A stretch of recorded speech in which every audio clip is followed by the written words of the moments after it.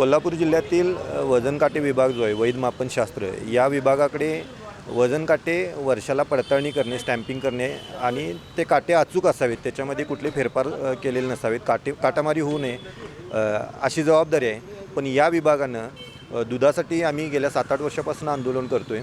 तर दूध संस्थांमध्ये जे वजन काटे वापरले जातात ते मॉडेल ॲप्रुव्हलपेक्षा, म्हणजे ज्या काट्याला जगात कुठेही मान्यता नाही अशा पद्धतीचे काटे स्टॅम्प करून कोल्हापूर जिल्ह्यात वितरित केलेले आहेत. यामुळे कोल्हापूर जिल्ह्यातल्या शेतकऱ्यांचा वर्षाला 500 कोटी रुपयाचा तोटा व्हायला लागला आहे. त्यामध्ये हे अधिकारी प्रामुख्यानं जबाबदार धरून त्यांच्यावर कारवाई करावी. त्याचबरोबर साखर कारखान्यांचे जे वजन काटे आहेत ते तपासणी करण्यासाठी भरारी पथक नेमण्याचा आदेश होता.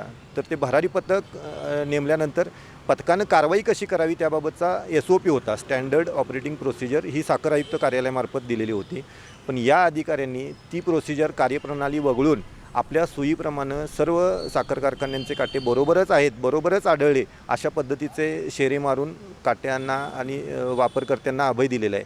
त्यामुळे ज्या पद्धतीनं काटामारी रोखली पाहिजे होती किंवा ते काटामारीचे प्रकार उघड केले पाहिजे होते ते जाणीवपूर्वक केलेले नाहीत. त्यामुळे ह्या अधिकाऱ्यांनी शासनाची सुद्धा फसवणूक केलेली आहे आणि त्यासनी नेमून दिलेल्या कर्तव्यामध्ये कसूर केलेले आहे. त्यामुळे कोल्हापूर जिल्ह्याचे प्रमुख या नात्याने आम्ही कोल्हापूर जिल्ह्याच्या जिल्हाधिकाऱ्यांना निवेदन देऊन आम्ही मागणी केलेली आहे की संबंधित अधिकाऱ्यांच्यावर कारवाई करून कोल्हापूर जिल्ह्यातल्या वजन काट्यांच्या बाबतीत नियमाप्रमाणे त्याची पडताळणी आणि त्या काट्यांचा वापर व्हावा.